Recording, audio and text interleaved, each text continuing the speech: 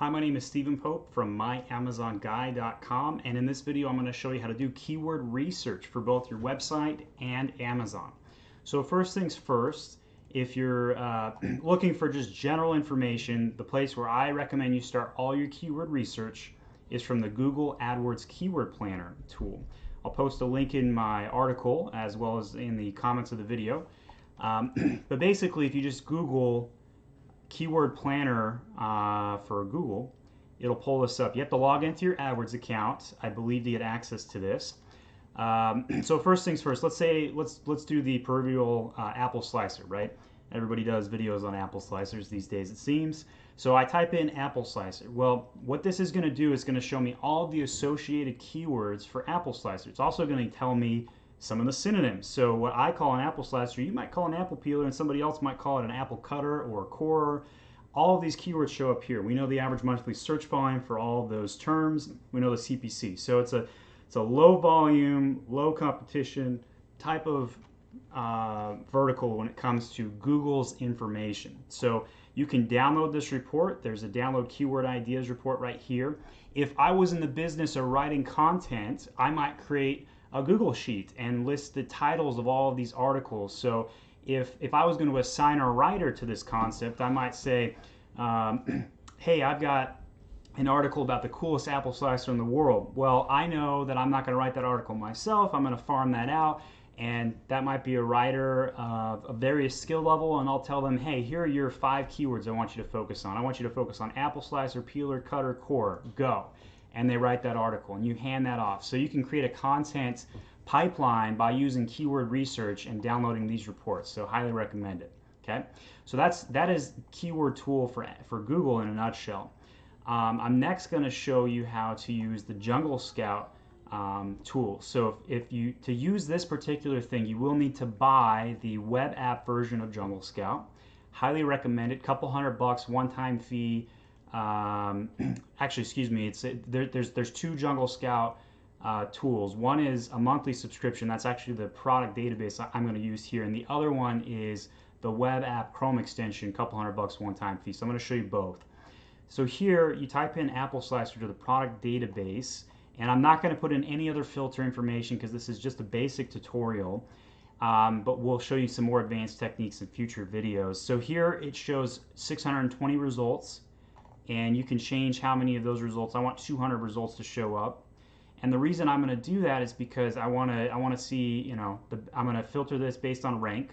Okay, so I know that there's various rankings for the sellers for how well they're doing, and a bunch of people are in the 600s, 700s, a few people in the thousands. What that means is the business ranking that they are in the home and goods category or kitchen and dining category. And the lower the rank, it's like golf, the lower the rank, the better they're doing, the more sales. So you can see somebody that ranks 650, they've got sales of 3,000 units a month or 21,000. So that's great, doing $21,000 in Apple sales on one product, right? So I use this tool to get a gauge on the market and figure out, okay, what is everybody doing? So I'm not doing keyword research per se in this particular step, but I'm seeing what's out there, who's ranking, okay? But the thing that I'm going to do with keyword research, I'm going to use the Jungle Scout Pro extension for. So I typed in apple slicer to Amazon.com. It showed some listings. You can extract as many pages of listings you want. So I've extracted the first 32 listings so far. But if I want to do some really super in-depth research, I'd hit extract next page and next page. And this is pretty much the same information that you're getting in this, but it's not filtered. It's based on just your one search result. So that's the difference between the Pro extension for your Chrome app and the monthly subscription. So it gives you more tools inside the monthly subscription. In here, you're going to see a button in the bottom right for associated keywords. This is basically a word cloud. This word cloud is going to show you all of the words that are particularly used. So apple, core, cutter, blades, divider, slicer, stainless, steel. A little bit different than our Google keywords tool, right? Go back to this page. Apple slicer, peeler, cutter, core, slicer, right? You see some of those keywords there. Going back over, we're going to see blades. That was a keyword we didn't see from the Google keyword tool. Divider, also not something that we saw, and we didn't see stainless steel. So that tells me, and by the way, this keyword cloud is pulling from the titles being used by sellers. And that's interesting because that's how they're trying to position themselves from organic search results. So you can actually download this report as well, and it'll show you what's in that word cloud. And you can, and I'm pulling up that Excel now, you hit the filter there, and you can filter by the number of uses. So we know that, so let's say I was in the business of trying to make a new apple slicer listing. Well, the listing writes itself, right? Apple slicer core stainless, I've got to spell that right, stainless steel cutter and divider,